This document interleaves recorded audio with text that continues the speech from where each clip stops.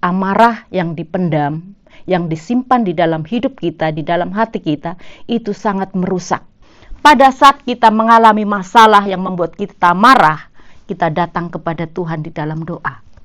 Kita berbicara kepada Tuhan, serahkan semuanya, unek-unek di dalam hati kita kepada Tuhan. Tuhan, mampukan saya untuk mengampuni saudara saya. Sehingga kita menjadi pelaku-pelaku firman yang hidup di dalam kebenaran. Jadi pada saat kita ada masalah, ada perselisihan, kita tahu bagaimana kita harus menyelesaikannya. Mereka berbahagia karena apa? Ada pengampunan, ada pemulihan, ada pertolongan, ada berkat-berkat Allah dicurahkan di dalam kehidupan orang yang mau memberi hati untuk mengampuni. Ya.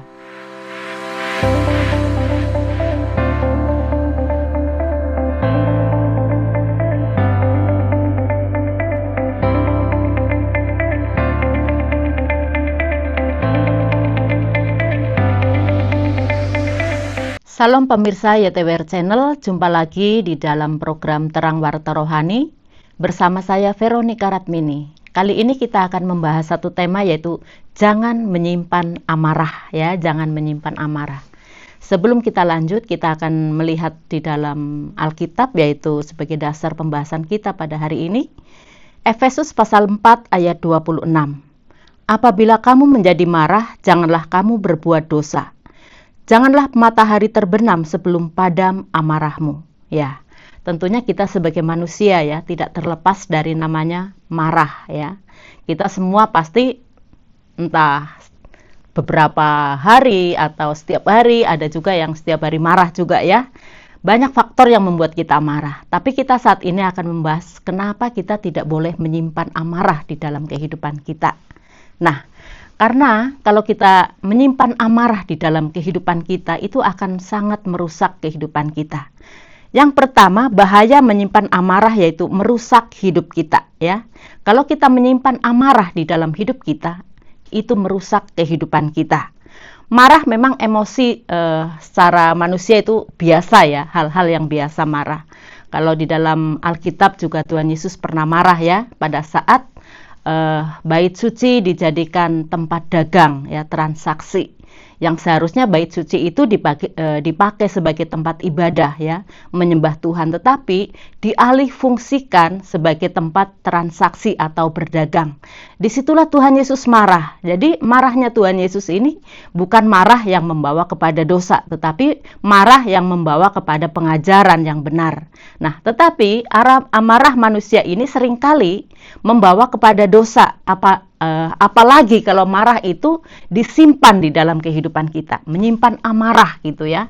Jadi kalau kita menyimpan amarah, kita tidak mau memaafkan orang pada saat kita bertengkar, entah di dalam keluarga, di dalam tempat kerja, atau di dalam masyarakat, kita marah dan kita menyimpan amarah di dalam hidup kita, itu akan merusak mental kita, ya, akan merusak kepribadian kita juga, yang notabene kita sebagai anak-anak Tuhan.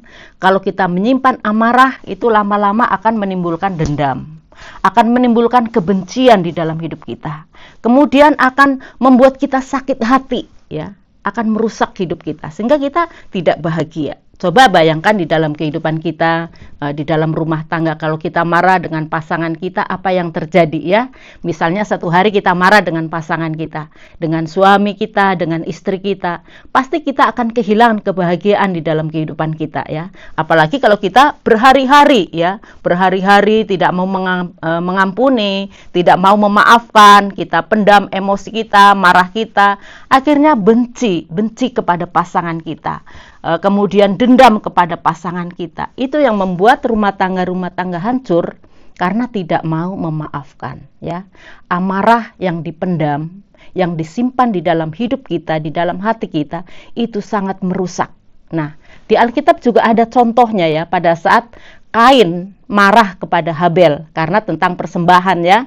Persembahan Kain tidak diterima dan persembahan Habel diterima oleh Allah. Itu menimbulkan amarah di dalam kehidupan, di dalam hati Kain. Karena amarah itu dipendam, disimpan, akhirnya apa yang terjadi? Kepahitan, dendam, amarah itu meluap.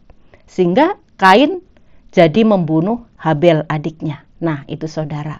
Jadi sangat bahaya sekali kalau kita menyimpan amarah di dalam kehidupan kita, ya, merusak mental kita, merusak kepribadian kita.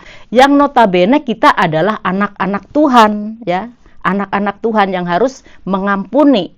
Tapi kalau kita tidak taat kepada firman, kita menyimpan amarah itu akan merusak kehidupan kita. Nah, kemudian yang kedua yaitu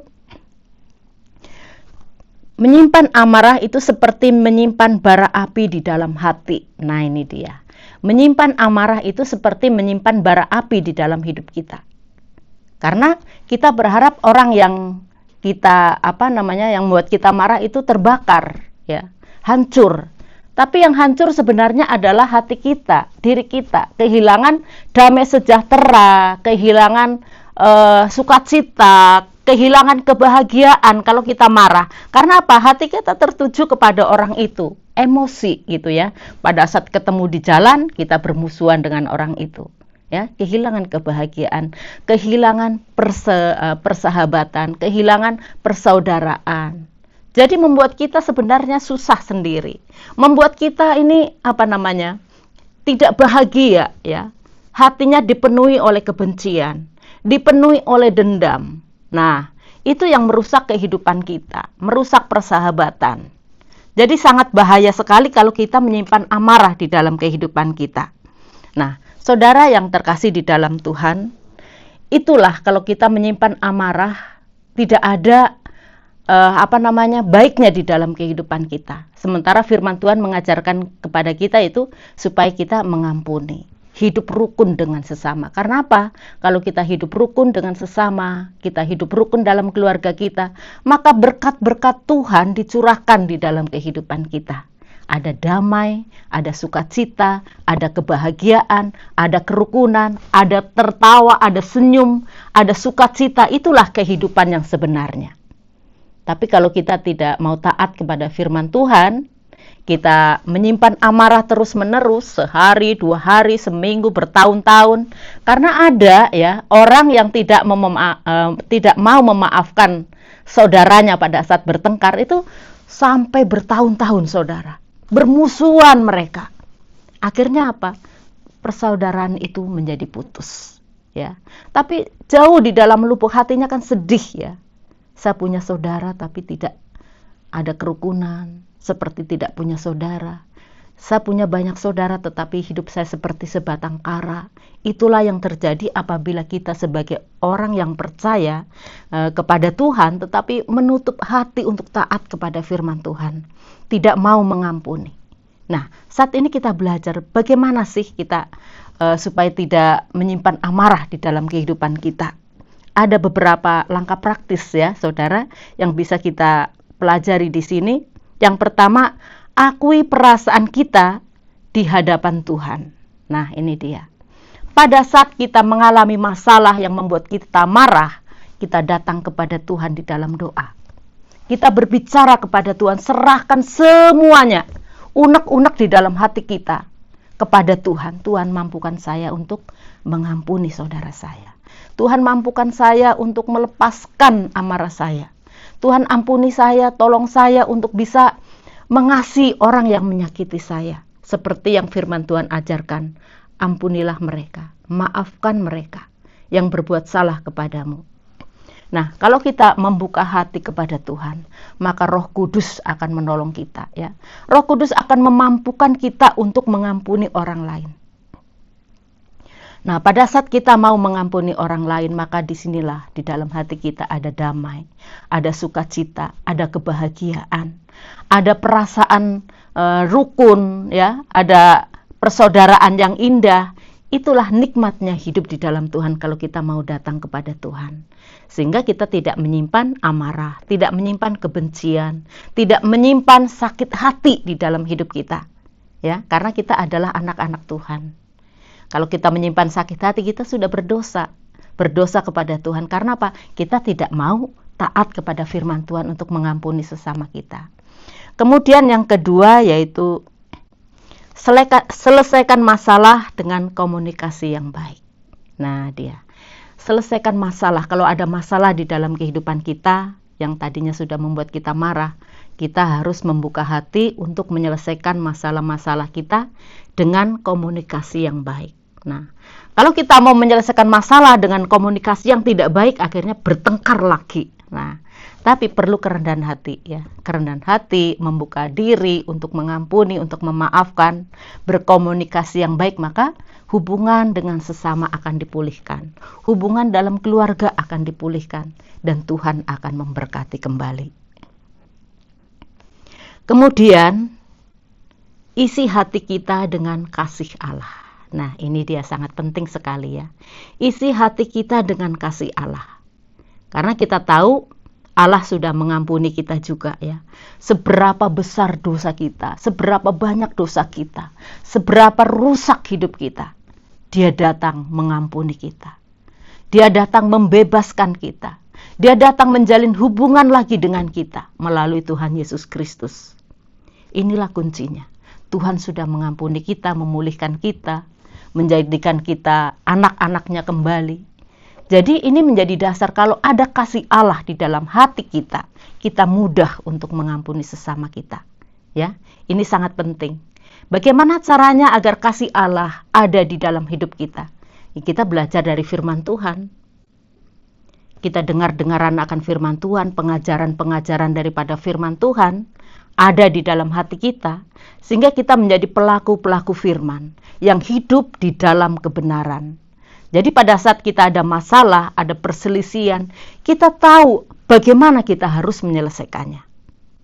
Kita tidak boleh memendam amarah itu, tetapi kita mengasihi. Buka hati seluas-luasnya untuk mengasihi. Ya, berapa kali pun orang membuat kesalahan, menyakiti hati kita, kita harus mau untuk membuka hati kembali mengasihi, memaafkan. Karena itulah proses pemulihan di dalam hidup kita. Kita lihat di dalam firman Tuhan bagaimana Yusuf ya, kalau kita lihat di dalam perjanjian lama, bagaimana Yusuf dijahati oleh saudara-saudaranya, dijual, dibuang ke sumur, pasti sakit sekali hatinya, terluka sekali hatinya. Tetapi Yusuf punya hati untuk mengampuni. Ya. Pada saat saudara-saudara datang dengan berbagai masalah yang dihadapi, Yusuf membuka hati untuk mengampuni. Dan apa yang terjadi? Terjadi pemulihan di sana. Saudara-saudaranya minta ampun dan Yusuf mengampuni. Sehingga terjadi kerukunan kembali, pemulihan. Dan di sana Tuhan mencurahkan berkat di dalam kehidupan Yusuf dan juga saudara-saudaranya. Kehidupan orang tuanya. Sehingga mereka berbahagia. Karena apa? Ada pengampunan. Ada pemulihan, ada pertolongan, ada berkat-berkat Allah dicurahkan di dalam kehidupan orang yang mau memberi hati untuk mengampuni. Ya, demikian firman Tuhan yang kita pelajari pada saat ini. Bagaimana kita sebagai anak-anak Tuhan, memang kita tidak bisa dengan kekuatan kita, dengan mudah kita mengampuni orang. Tetapi kita punya Allah, kita punya Roh Kudus, kita punya penolong yang sanggup memampukan kita untuk mengasihi saudara-saudara kita, untuk mengasihi pasangan kita, untuk mengasihi anak-anak kita pada saat mereka membuat kesalahan kepada kita. Sehingga apa? Keluarga kita dipulihkan, hubungan dengan sesama dipulihkan, dan di sana ada sukacita yang datang daripada Allah di dalam kehidupan kita. Sehingga kita berbahagia, kita menikmati hidup. Karena apa? Kasih Allah ada di dalam kehidupan kita. Biarlah kita menjadi pelaku-pelaku firman, bukan hanya pendengar saja, sehingga hidup kita diberkati oleh Tuhan. Terima kasih pemirsa sudah mendengarkan video ini. Kita akan berjumpa kembali di program Terang Warta Rohani di YTWR Channel pada waktu yang akan datang. Tuhan memberkati. Terima kasih Anda sudah mengikuti program kami. Jika Anda diberkati, jangan lupa like, komen, dan share supaya Anda tidak ketinggalan setiap program terbaru kami. Jangan lupa juga untuk subscribe channelnya dan nyalakan loncengnya. Jika Anda ingin mendukung pelayanan kami, bisa melalui rekening kami berikut ini atau menghubungi kami di sini.